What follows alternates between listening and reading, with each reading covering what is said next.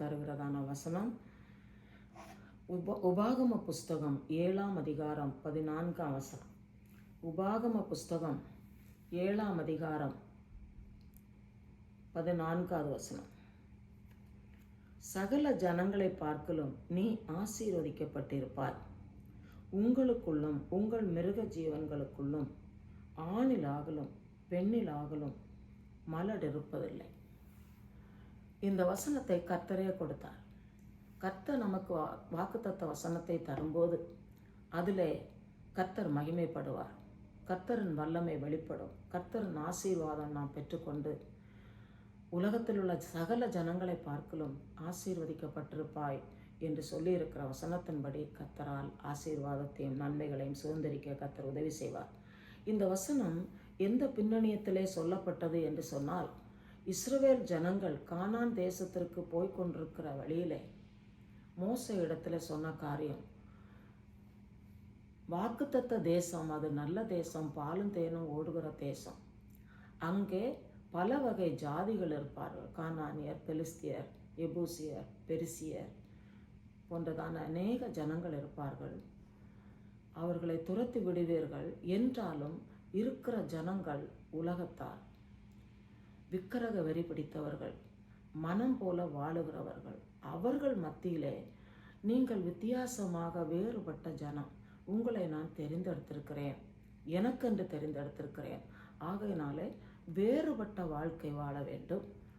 அங்கே இருந்து மற்ற ஜனங்களோடு கலந்து திருமணம் முடிக்கவோ, அவர்களுடைய பாவ செயல்களில் ஈடுபடவோ, வேண்டாத பேச்சுகளில் ஈடுபட்டு பாவத்தில் அகப்படவோ கூடாது. அப்படி இருந்தால் என்று சொல்லி இந்த வாக்குத்தத்தத்தை கொடுக்கிறார். என்ன? நீ சகல ஜனங்களை பார்க்கலும் நீ ஆசீர்வதிக்கப்பட்டிருப்பாய் என்று கர்த்தர் நமக்கு சொல்லுகிறார். சகல ஜனங்கள் என்றால் உலகத்திலே எண்ணிறந்த ஜனங்கள் இருக்கிறார். அவர்கள் மத்தியிலே நம்மை பெரிய ஜனமாக, பெரிய தேவ ஜனமாக நம்மை நிலைப்படுத்துகிறார். ஆண்டவர் என்ன சொல்லுகிறார் என்றால், நீங்கள் கர்த்தருக்கு பரிசுத்த ஜனம். இந்த உபாகமம் 7ஆம் அதிகாரத்திலே 6ஆம் வசனத்தில் வாசிக்கிறேன். நீ உன் தேவனாகிய கர்த்தருக்கு பரிசுத்த ஜனம் என்று சொல்லியிருக்கிறார். ஏன் நாம் அந்நியரோடு கலந்து மனம் போல ஆடம்பரத்திலும் ஆசாபாசத்திலும் சிக்கி விழக்கூடாது என்று அவர் சொல்லுகிறார் என்றால், பரிசுத்த ஜனம், கர்த்தருக்கென்று வேறு பிரிக்கப்பட்ட ஜனம், கர்த்தருக்கு சாட்சியாக இருக்கும்படி ஏற்படுத்தப்பட்ட ஜனம், என் ஜனம் என்று அவர் சொல்கிறார். நீங்கள் என் ஜனமாயிருப்பீர்கள், நான் உங்கள் தேவனாயிருப்பேன் என்று சொல்லியிருக்கிறார். தமக்கு சொந்தமாயிருக்கும்படிக்கு தேவன் தெரிந்து எடுத்திருக்கிறார். நாம் அவருக்கு சொந்த ஜனம், அவருக்கு சொந்தமாக இருக்கும்படிக்கு தெரிந்தெடுத்திருக்கிறார். அவரே அல்லாமல் வேறு தேவன் இல்லை. ஆகையினாலே அவரையே சார்ந்து அவருக்கு பிரியமானவைகளே செய்து வாழ வேண்டும் என்று தெரிந்தெடுத்திருக்கிறார். இன்னும் அடுத்தபடியாக 6ஆம் வசனத்திலே, உபாகமம் 7ஆம் அதிகாரம் 6ஆம் வசனத்தின் பின்பகுதியிலே வாசிக்கும் போது, உன் தேவனாகிய கர்த்தர் உன்னை தமக்கு சொந்தமாயிருக்கும்படிக்கு தெரிந்து கொண்டார். 7ஆவது வசனத்திலே, சகல ஜனங்களிலும் நீங்கள் திரட்சியான ஜனம் என்று கர்த்தர் உங்கள் பெயரில் அன்பு வைத்து உங்களை தெரிந்து கொள்ளவில்லை, நீங்கள் சகல ஜனங்களிலும் கொஞ்சமாயிருந்தீர்கள். நாம் நல்லவர்கள் என்றோ, நாம் பெரியவர்கள் என்றோ, புத்திசாலிகள் என்றோ, திறமை உள்ளவர்கள் என்றோ, எந்த ஒரு காரணத்திற்காக நம்மை தெரிந்து கொண்டவர் அல்ல. நாம் கொஞ்சமாக இருந்தபோது தேவன் நம்மை தெரிந்து கொண்டார். அவர் தெரிந்து கொண்டார் என்றால் அதற்கு ஒரு நோக்கம் உண்டு. ஏசாயா 43:1 சொல்லுகிறார், நீ என்னுடையவன், எனக்கென்று ஏற்படுத்தப்பட்டவன் என்று சொல்லுகிறார். எபிரேயர் 8ஆம் அதிகாரம் 9வது வசனத்திலே நாம் அவருடையவர்கள் என்று சொல்லியிருக்கிறார். அதுபோல எரேமியா 31:33 அந்த வசனத்திலும் இதே வசனம்தான் சொல்லப்படுகிறது. கர்த்தர் நம்முடையவர், நாம் அவருடைய ஜனம். என்று சொல்லப்பட்டிருக்கிறது. நான் அவருக்கு சொந்த ஜனமாய் இருக்கும்படிக்கு அவர் தெரிந்து கொண்டார். அப்படி சொல்லும்போது யோவான் 1:12 சொல்லப்படுகிறது, அவருடைய நாமத்தின் மேல் விசுவாசம் உள்ளவர்களாய் அவரை ஏற்றுக்கொண்டவர்கள் எத்தனை பேர்களோ அத்தனை பேரும் தேவனுடைய பிள்ளைகள் ஆகும்படிக்கு அதிகாரம் கொடுத்தார். இயேசுவை விசுவாசிக்கிறவர்கள் பிதாவாகிய தேவனுடைய பிள்ளைகள் எனப்படுவார்கள். இப்படி தேவனுடைய பிள்ளைகளாய் இந்த உலகத்தில் வாழ்ந்து ஒரு நாளில் இயேசு வெளிப்பட இருக்கிறார். அப்பொழுது என்ன நடக்கும் என்று சொல்லப்படுகிறது. 1 யோவானின் நிருபம் 3ஆம் அதிகாரத்திலே 2ஆம் வசனத்திலிருந்து வாசிக்கிறேன். பிரியமானவர்களே, இப்பொழுது தேவனுடைய பிள்ளைகளாய் இருக்கிறோம், இனி எவ்விதமாய் இருப்போம் என்று இன்னும் வெளிப்படவில்லை. ஆகிலும் அவர் வெளிப்படும் போது அவர் இருக்கிறவனமாகவே நாம் அவரை தரிசிப்பதனால் அவருக்கு ஒப்பாய் இருப்போம் என்று அறிந்திருக்கிறோம். நாம் அவருக்கு ஒப்பாய் இருக்கும்படிக்கு, அப்படின்னா நான் பரிசுத்தர் ஆகையால் நீங்களும் பரிசுத்தராய் இருங்கள் என்று நம்மை தெரிந்து கொண்டவர் இந்த உலகத்தில் வாழும்போது பரிசுத்த ஜனமாக அவரை போல பரிசுத்தமாகி வாழ வேண்டும் என்று நம்மளை தெரிந்து கொண்டு வைத்திருக்கும் போது ஒரு நாள் இருக்கிறது, அவர் வந்து அவரோடு நம்மை சேர்த்து கொள்ள இருக்கிறார். அப்போது நாம் அவரை போல இருப்போம் என்று நமக்கு கர்த்தருடைய வசனம் சொல்லுகிறது. அதற்காக தேவன் நம்மை தெரிந்து கொண்டார், அவருடைய ஜனமாக நம்மை வைத்திருக்கிறார். நாம் பெரிய கூட்டத்தில் பெரியவர்கள் என்பதனால் அல்ல, நாம் கொஞ்ச ஜனமாய் இருந்தபோது, கொஞ்ச பேராய் இருந்தபோது, நம்மில் அநேகர் குடும்பத்திலே ஒருவர் அல்லது உறவினர்கள் மத்தியிலே ஒருவராய் தெரிந்தெடுத்திருக்கப்பட்டிருக்கலாம், அல்லது நம்முடைய ஊரிலே ஒரு சிலராக தெரிந்தெடுத்திருக்கப்பட்டிருக்கலாம். ஆனால் அதற்கு ஒரு நோக்கம் இருக்கிறது. நம்முடைய எண்ணிக்கைகளை பெரிதாக்கும்படிக்கு, நம்முடைய குடும்பத்தின் எல்லையை விரிவாக்கும்படிக்கு, நம்முடைய குடும்பத்தின் எண்ணிக்கைகள் பெருகும்படிக்கு, பிள்ளைகள் இல்லாதவர்களுக்கு பிள்ளை கொடுக்கும்படி, பிள்ளைகள் சந்ததிகள் பெருகும்படிக்கு, அப்படி தேவன் நம்மை விலையேறப்பட்ட நோக்கத்தோடு தெரிந்தெடுத்திருக்கிறார் என்று சொல்லி இந்த வசனத்திலே நாம் பார்க்கிறோம். தேவன் நம்மை தெரிந்தெடுத்திருக்கிறவர் எப்படிப்பட்டவர்? அவர் உன்னதமானவர். அவர் உன்னதங்களிலே வாசமாயிருக்கிறார். அவர் வசனத்திலே சொல்லப்படுகிறது, சங்கீதம் 9:9 சிறுமைப்பட்டவர்கள் என்று சொல்லப்படுகிறது. சிறுமைப்பட்டவனுக்கு கர்த்தர் அடைக்கலமாய் இருக்கிறார். சங்கீதம் 9:9 சிறுமைப்பட்டவர்களுக்கு அவர் அடைக்கலமாய் இருக்கிறார். இன்னும் 13ஆவது வசனத்தில், சங்கீதம் 9:13 கடைசி பகுதியில் சிறுமைப்பட்டவர்களுடைய கூப்பிடுதலை மறவார் என்று சொல்லப்படுகிறது. இன்னும் 12ஆவது வசனத்தில் பார்க்கும்போது, சங்கீதம் 9:12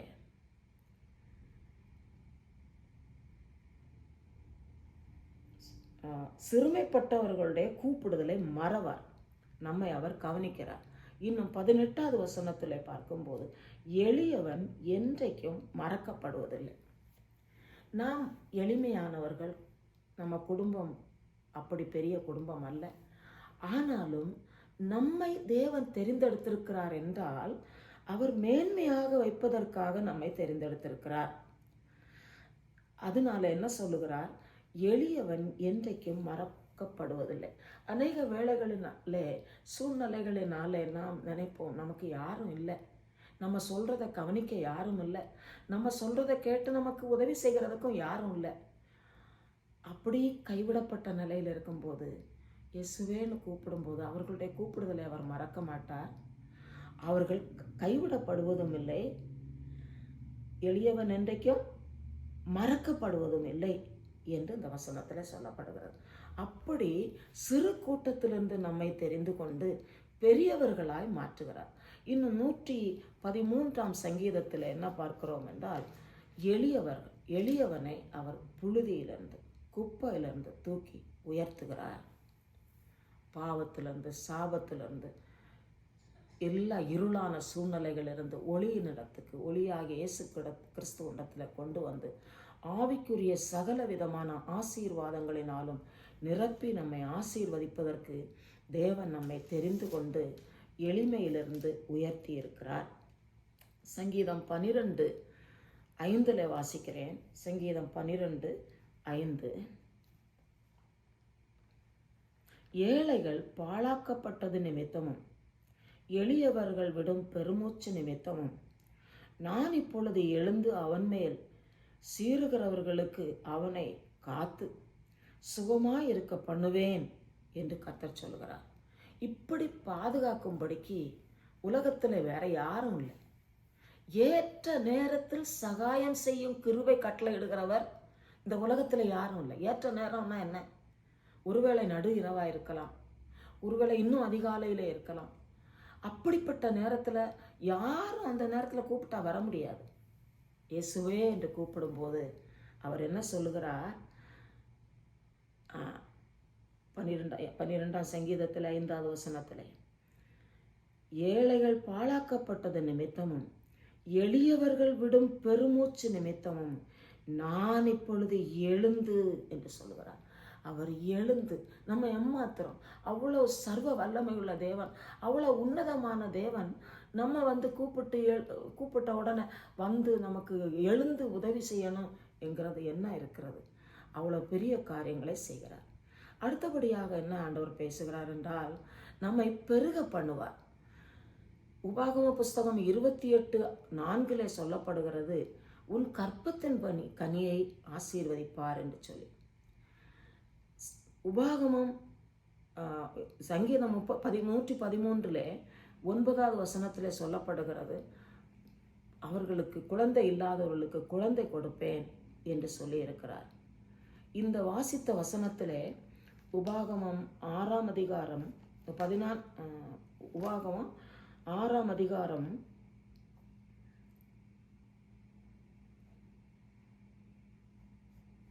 7வது வசனம், நீ சகல ஜனங்களிலும் அது வாசித்தாச்சு. கர்த்தர் உங்களில் அன்பு கூர்ந்ததினாலும், 8வது வசனம், அன்பு கூர்ந்ததினாலும் உங்கள் பிதாக்களுக்கு இட்ட ஆணையை காக்க வேண்டும் என்பதினாலும் என்று சொல்லப்பட்டிருக்கிறது. கர்த்தர் நம்மை எப்படி தெரிந்து கொண்டார் என்றால், நம்மிடத்தில் அன்பு கூர்ந்து நம்மை பெருக பண்ணும்படி என்று சொல்லும்போது, உன் ஆடுகளின் பெருக்கம் ஆசீர்வதிக்கப்பட்டிருக்கும், உன் மாடுகளின் பெருக்கம் ஆசீர்வதிக்கப்பட்டிருக்கும், நீ பிசைகிற மாவு ஆசீர்வதிக்கப்பட்டிருக்கும், நீ கையிட்டு செய்கிற அனைத்தும் ஆசீர்வாதமாயிருக்கும். கர்த்தருடைய வேதத்தின் வசனத்தின்படி நடக்கிற மனுஷர்கள் பாக்கியவான்கள். அவருடைய வேதத்தை இரவும் பகலும் தியானம் செய்து வாழுகிறவர்கள் செய்வதெல்லாம் வாய்க்கும் என்று சங்கீதம் 1 சொல்லப்பட்டிருக்கிறார். அப்படிப்பட்ட பாக்கியத்தை கர்த்தர் கொடுக்கிறார். குடும்பத்திலே எண்ணிக்கையை பெருக பண்ணுகிறார். கையிட்டு செய்கிற வேலைகளை வாய்க்க பண்ணுகிறார்.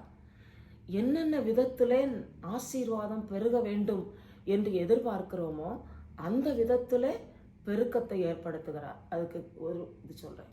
சம்பளம் வாங்குகிறவர்களாக இருந்தாலும் மாத கடைசி வரும்போது பல சிக்கல்கள் அடைவதுண்டு. ஆனால் கர்த்தரை நம்புகிறவர்களுக்கு அது ஆசீர்வாதமாக பெருக்கமாக கர்த்தர் அதை ஆசீர்வதித்து கொடுக்கிறார். இன்னும் பெருக்கம் என்று சொல்லும்போது நாம் ஆத்துமாக்களுக்காக ஜெபம் பண்ணுகிறோம். ஆத்துமாக்கள் மனம் திரும்ப வேண்டும். நம் மூலமாக அநேகரை ஆதாயப்படுத்துவதற்கு அந்த பெருக்கத்தையும் கர்த்தர் நமக்கு தந்தருளுகிறார். இந்த அன்பு நாம் வாசித்ததான உபாகமம் 7:7 வசனத்தில், கர்த்தர் உங்கள் பேரில் அன்பு வைத்து உங்களை தெரிந்து கொள்ளவில்லை. எதனால அல்ல? நீங்கள் பெரிய ஜனம் என்று அன்பு வைத்து தெரிந்து கொள்ளவில்லை. நீங்கள் சகல ஜனங்களிலும் கொஞ்சமாயிருந்தீர்கள். கர்த்தர் உங்களில் அன்பு கூர்ந்ததினாலும் உங்கள் பிதாக்களுக்கு இட்ட ஆணையை காக்க வேண்டும் என்பதனாலும். இப்படி சிறியவர்களாய் எளியவர்களாய் இருந்த நம்மை நேசித்து தெரிந்து கொண்டு அன்பு கூர்ந்ததினாலே நாம் பாக்கியவான்கள். எப்படி அன்பு கூர்ந்தார்? தம்மையே பலியாக சிலுவையிலே ஒப்பு கொடுத்து ஜீவனை தந்து மரித்து அடக்கம் பண்ணப்பட்டு உயிரோடு எழும்பி உயிரோடு இருக்கிறார். நமக்கு விரோதியாக இருக்கிற சாத்தானின் தலையை அவர் நசுக்கி ஜெயம் எடுத்து நம்மோடு கூட இருக்கிறார். அவ்வளவு தூரமாய் அன்பு கூர்ந்தவர். 1 யோவானில் சொல்லப்படுகிறது, அவர் முந்தி நம்மிடத்தில் அன்பு கூர்ந்தபடியால் நாமும் அவரிடத்தில் அன்பு கூறுகிறோம். அவர் நம்மிடத்தில் அன்பு கூர்ந்ததுக்கு ஈடாக எந்த அன்பு செலுத்த முடியும்? கர்த்தர் எதிர்பார்க்கிறது வேறு ஒன்றுமல்ல, நம்முடைய வாழ்க்கை அவருக்கு உகந்ததாக இருக்க வேண்டும். ஒருவன் என்னை பின்பற்றி வர விரும்பினால் அவன் தன்னைத்தான் வெறுத்து அனுதினமும் சிலுவை எடுத்துக்கொண்டு பின்பற்ற வேண்டும். கிறிஸ்தவ பாதை என்றால் அநேகர் நினைக்கிறது செழிப்பு என்று. சில நெருக்கங்கள், கஷ்டங்கள் உண்டு. இஸ்ரவேலர் வனாந்தரத்தில் கடந்து போகும்போது பல நெருக்கங்கள், பல குறைவுகள் வந்தது. ஆனால் கர்த்தர் அவர்களை கைவிடவில்லை. நம்மை அவர் கைவிடுகிறதில்லை. எதற்காக அந்த சூழ்நிலை அனுமதிக்கப்படுகிறது என்றால், இன்னும் அதிகமாய் நாம் அவரை கூப்பிட, இன்னும் அதிகமாய் தேவ பிரசன்னத்திலே கிட்டி சேர, இன்னும் அதிகமாய் தேவனிடத்திலே அன்பு கூர்ந்து அவருடைய பிரமாணங்களையும் அவருடைய வழிநடத்துதலையும் ஏற்றுக்கொள்ளும்படியாக. இந்த அதிகாரத்திலே உபாகமம் 7ஆம் அதிகாரத்தில் ஆரம்ப வசனங்களிலே சொல்லப்படுகிறது, நீ அன்பு கூறணும், தேவனிடத்தில் அன்பு கூறணும், கட்டளைகளும் பிரமாணங்களையும் கை கொள்ள வேணும். இதில் 7ஆம் அதிகாரத்தில் 12வது வசனத்தில் வாசிக்கிறேன், இந்த நியாயங்களை நீ கேட்டு கை கொண்டு அவைகளின்படி செய்வீர்களானால் என்று சொல்லப்படும். எந்த ஒரு வாக்குத்தத்த வசனமும் நிபந்தனையின் அடிப்படையில் கொடுக்கப்படுகிறது. நீங்கள் செய்வீர்களானால் எப்படி இருப்பீர்கள்? சகல ஜனங்களை பார்க்கலும் ஆசீர்வதிக்கப்பட்டிருப்பீர்கள். இந்த உலகத்தில் எத்தனையோ ஜனங்கள் இருக்கிறாங்க. நம்ம பார்வைக்கு அவங்க நம்மளை விட பெரியவங்க மாதிரி தெரியும். ஆனால் நம்மை பார்க்கலும் விலையேறப்பட்டவர்கள் இந்த உலகத்தில் யாருமே இல்லை. காரணம், இந்த உலகத்திலும் நாம் ஆசீர்வதிக்கப்பட்டவர்கள். படிப்பிலாக இருந்தாலும் சரி, செல்வத்திலையாக இருந்தாலும் சரி, செயல்பாடுகளில் இருந்தாலும் சரி, கர்த்தருக்கடுத்த காரியங்களில் இருந்தாலும் சரி, நம்மை போல பாக்கியவான்கள் யாருமே இல்லை. அதனால உலகத்தில் உள்ளவர்களுக்கு எவ்வளோ செல்வப்பெருக்கு இருந்தாலும் நம்மை பார்த்து தான் என்ன செய்வாங்க, உங்களுக்கு தான் தெரியும். அப்படிப்பட்ட நிலையில கர்த்தர் நம்மை ஆசீர்வதித்து வைத்திருக்கிறார். இன்னும் அடுத்தபடியாக பார்க்கும்போது, கர்த்தர் நமக்கு தந்த வாக்குத்தத்தங்களை நிறைவேற்ற உண்மை உள்ளவர். நம்மை தெரிந்து கொண்டவர் கர்த்தர். அவர் தம்முடைய செயல்களில் எல்லாம் உண்மை உள்ளவர். அவர் அழைத்தவர் உண்மை உள்ளவர், தெரிந்து கொண்டவர் உண்மை உள்ளவர், வாக்குத்தத்தம் பண்ணினவர் உண்மை உள்ளவர். சில வேளைகளில் வாக்குத்தத்தம் நிறைவேற தாமதமாகலாம். அந்த வாக்குத்தத்தத்தை அவர் நிறைவேற்றுவார். இதுதான் நேற்றைய தினத்தில் நாம் தியானிக்கும் போது காலேபு விசுவாசித்தார். தேவன் சொன்ன வாக்குத்தத்தம் நிறைவேறும், அது நமக்கு கிடைக்கும். இந்த மாதிரி கர்த்தர் செய்வார் என்ற விசுவாசத்தினாலே அநேக காரியங்களை நாம் சுதந்திரித்து கொள்ள முடியும். எப்படி நம்மை மீட்டு கொண்டார் என்றால், இஸ்ரவேல் ஜனங்களை அடிமைத்தனத்திலிருந்து, எகிப்தின் அடிமைத்தனத்திலிருந்து மீட்டு கொண்டார். எகிப்து என்று சொல்கிறது உலகம், பாவம். நம்மை பாவத்திலிருந்தும் பிசாசின் தொல்லைகளிலிருந்தும் நெருக்கங்களிலிருந்தும் யார் விடுவிப்பார் என்று கதர்ந்த நிலைகளிலே நம்மை தெரிந்து கொண்டாரே, அதுதான் பாக்கியம்.